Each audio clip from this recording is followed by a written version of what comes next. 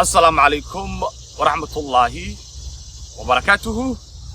وإن سلام يا دمان ولا الصوماليات كان يقدر عونا ميل والبا وأشوفتان يسوي والبا ومركز هذه مقليسان با سوين بنديسو سلام يا أنا نكسو سلام يا قبل كا ميريلاند دار كان أمريكا وأنا أسبوعي ده لصور في مركزين عرما شقة وشري وذيقوا أيام تام فلانقين تسوا قوان تهاي سفر بدن oo gudaha dalka aan ku maqanahay wana soo laaban doona biidnillah salaan kadib waxaan doonayaa muuqaalkan inaan maanta ito aan oga hadlo arrimaha murugsan ee dalka iyaga ka taagan ee la leeyahay markaas shirar hoose oo Turkiga ka socda ayaa la doonayaa in badda Soomaaliya markaas loogu siiyo dalkaasi cadawga ah ee Itoobiya leeyahay haraba dhowr arrimood oo kala duwan inaan markaa arinta la xiriira aan muuqaalkan ku soo gudbiyo marka ugu horeysa waxaan rabaa ummadda inaan xasuusiyo waxyaalaha ummadda lagu jahwareerinayo oo lagu marin habaabinayo oo la xiriira communique soo baxay 16 bishii 6 2018 xilligii Abiy Ahmed markaasi qabsaday dalka maxaa la yiraahdaa Itoobiya bishii Abriil buu qabsaday 16 dowladda Itoobiya dowladda Soomaaliya ayaa soo saaray communique bay soo saaray qodobo saxaafadda lala wadaagay oo hordhaca oo shaqo badan u baahnaa waxana aysan ka qabsoominin ayaa soo baxay communique baa la yiraahdaa communique-gu agreement ma arkaya dadka qaar ka mid ah oo leh heshiis baa la galay Itoobiya bad lagu siiyay dekado waxa marka musiibo ah in level ka ummadda iyadu ay marayso oo xataa wax waraaqda ku qoran oo communique-ga la leeyahay waa agreement la leeyahay aad baan uga xumaa arinta waan saxaya marka communique-ga soo baxay dhowr iyo 10 qodob ay ku qornaayeen dadkuna ay ka wada warqabaan oo warbaahinta email walba yaala hal qayb oo ka mid ah waliba qodobka 7aad baa wuxuu ka hadlayaa arrin la xiriirta in labada dal ay ka wada hadleen wax la yiraahdo joint investment ama iskaashi ay laba dal ay rabaan inay sameystaan oo maalgashi ah waxa la yiraahdaa marka joint investment qodobka koobaad markaad fiiriso wuxuu ka hadlayaa arrimaha la xiriira ixtiraamka in labada dal is ixtiraamaan oo horumarkooda ay ka shaqeeyaan qodobka labaad markii aad fiiriso wuxuu ka hadlayaa xoojinta madax banaanida iyo sida labada dal markaasi arrimaha isaga kaashan lahaayeen qodobka saddexaad guddi in loo saaro technical ah oo arrimaha ka shaqeeya muhiimadda dhan qodobka aan soo qaadanay waa qodobka toddobaad wuxuu leeyahay Soomaaliya iyo Itoobiya ayaa waxay sameeyeen ama inay sameeyaan joint investment inay iska kaashadaan in markaasi la maalgashado dalka Soomaaliya oo 4 dekadood oo aan xataa meeshan lagu qorinin kuwa ay yihiin in markaasi laga ijaaro dalka Itoobiya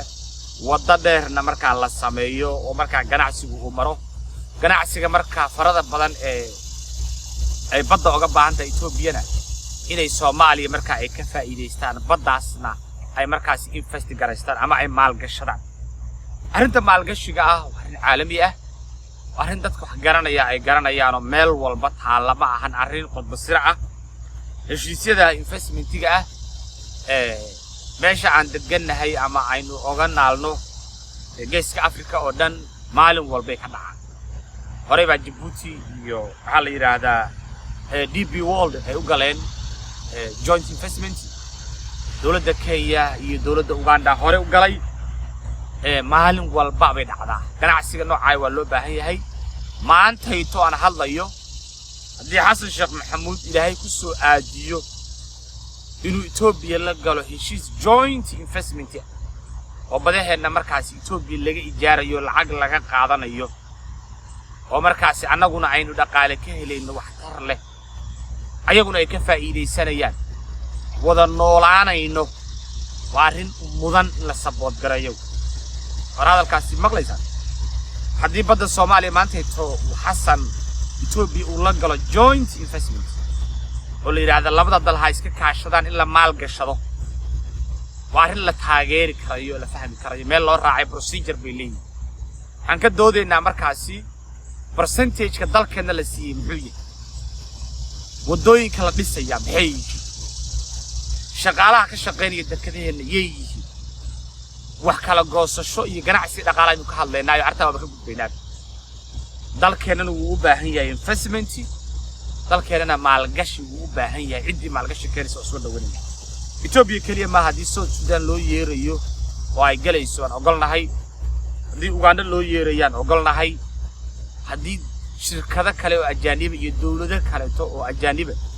sida shirkadii hadda maybe Imaaraatiga iyo kuwa la mid ah laakiin sharci la yaqaano oo baarlamaanka la mariyo oo umadu ay ka bogtaan oo aan qodba sira ahayn ee umada loo soo bandhigayo akhrinayno in la taageero way mudan waxaase aan la aqbali kareynin waxyaalaha hadda ina soo gaaraya ee la leeyahay Ethiopia badda Soomaaliya sidee ku access garan lahayd baa lagala hadlaya ma jirto dal madax bannaan baddiisa dal kale ma access garan karo oo ma gacan dhaafi karo lama aqbali karayo hadalka hal la aqbali kareynin in la yiraahdo naval base baa laga sameysanayaa ee dalka yaga oo dal kale ayaa baddeena ka samaysanaya saldhig base ah oo ciidan oo marka la doonayo inay dal waliba aynu saayno ciidankiisa haddaan kuwa jooga amisom iyo adis saa looga saar hadda aynu garan laan haddaan kuwa shisheeyaha ka saari laan in hadda marka la yiraahdo nimankii badda raadinayay baa baddeena ka samaysanaya naval base la yiraahdo waa madax banaanida dalka oo lagu soo duulayo markaba mana ah wax la aqbali karayo in la yiraahdo marka maraakiib Ethiopiana dalka iyaga imaanaysa oo xarun ka dhiganayso ciidamada Ethiopiana soo dagaya waa arin kale oo aan la aqbali karayo ana Xasan Sheekh Maxamuud Leha galo waxa la yiri maalinkaad daaqdayo maalinkaad ciin daaqda lagu yaaba Xasan Sheekh Maxamuudow waxaad qaadaad barta hanti dawladda oo la dhaco shacab la barakiciyo inda cadeen masaajid laga soo yiraahdo xoolo umadeed la boobo qabyaalad iyo qurun baad ku caaqay lama aqbali karayo tarwaatiyaad ku dhibtan waa ciinkii weey adar badda Soomaaliya ma saxiixi kartid Ethiopia oo ma saxiixi kartid base loo ma saxiixi karo naval base bana doonaynin maxaa la yiraahdaa in baddeena la access gareeyana doonaynin waxa kaliya oo badda Soomaaliya la aqbali karo waa joint investment waa maalgashi la iska kaashaday waa la aqbali karaa wax intaas aan ahayn oo waliba inta banaanka la soo dhigo ganacsiga la turxaan bixiyo baarlamaanka la mariyo aan la qarinin dawladii horeeto communique-ga markuu soo baxay guddiga technical-ka laba sameeynin arintii maybe Ethiopia wax kale raadinayeen halkaasay ku dhamaatay isla asagii soo hordhig kii aan horay u weeshinay asaga ku dul shaqeey mid lamida ku dul shaqeey dawladii hore afar dakadood baa idinka ijaarayna wadana waa dhisaysaa meeyahay 10 ka dhiga dar 6 ka dhiga dar 2 ka dhiga dar midda guriga reerkiinu ku yaala ka dhiga dar laakiin waa inay ahaato joint investment waa inay maalgashi ganacsi ahaato waa inay umadu aragto oo aysan qodba sira noqon waa in baarlamaanka la mariyo waa in la turxaan bixiyo harba umada inaan u sheego in isha lagu hayo arinta inay noqon karayso arin problematic ah laakiin maadaama aan wali face to face la isku arag oo hadda waxa socda ay tahay shirar hoose oo qodba sira asbuucida foodo inuu soo haysana banaanka la imaan doono ma hor dhacayno waxa la saxiixaya waa la ma hor dhacayno laakiin maxaan leenahay war waa ka digeynaa dhalinyaradu waa caraysan tahay abaabul dhalinyaraan ku jirnaa waxaan leeyahay marka dhalinyaro isdiyaariya isbedel xoog leh baa gobolka iyo dalka ka jira baraarug ka duwan baraarugii hore jira aakhiraya adduun dalkeena commentator kama noqon karayno falanqayn ku jiri mayno waxaynu u baahannahay inaynu ka fakirno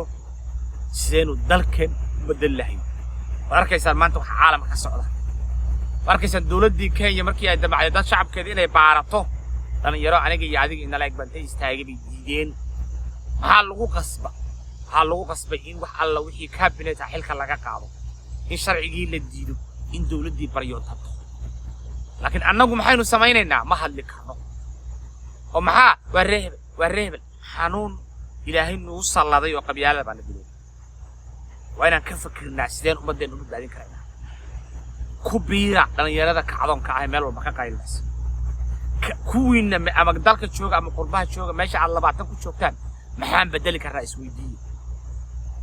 وحقيقة هذا السنة كان 2024 ما أنت تقريب سيدا بعدك عنو قال هذا كعظم دار يرا عيسى بعين 2025 لا عيسى لا شكو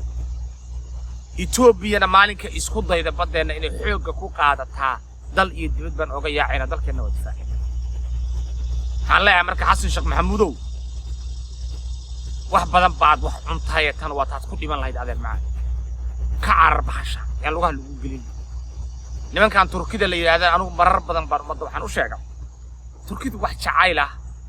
oo ay Soomaalidu qabtaan balan darahooda inaga xarqaya waxaan ku mataalay inay laba waji leeyihiin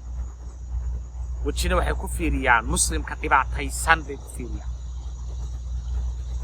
jacayl iyo qiiro jabaan bay kula hadlaan wajiga kale tana gaalada iyo westernka ugu jaajuusan حما تركيا معه ويجي وقتي أي وقت يقعدين جت واحد تركيا تاني يسمى وقتي إنك قاعدني تركيا بانو ولا لا تركيا إنه كنا تركيا والدولة دل دمتها ذاك الشغلين يسوي دمتها أنا تركيا لو مدينك مسالح لنا تركيا كم شغلين كتر هران إذا كوش جاي أنت عن حلك اللي قاعدين على بلعد ومراكن كإيماني عدكي أنا دمقشي إن الدنيا إلا يراهذو أساقون أفكيسو على بعض كشة إن قوانك لغسوغي تركي إن تركي إنه قندون تعيد قوانك إثيوبي سومالي يكوكر على لغسوغي لكن دالك أن مقام كيسا يتلديسا لغمسوغي كارايو تركي لغمسوغي كارايو دالك أنك عسكال وحالا صحيحة هي دالك أنه تسوي مركا قدب كاين تسان كنت أفايا وحي كسوب بحي قابك أصوب بحان ayaynu ambaqaadi doonaa oo aynu falanqayn doonaa oo aynu arki doonaa isla markaasna dib aynu ka bilaabi doonaa barnaamijyadeena arrimaha politics-ka aad baan idin salaamayaa meel walba joogtaan assalaamu calaykum waraxmatullaahi tacaala wabarakaatuh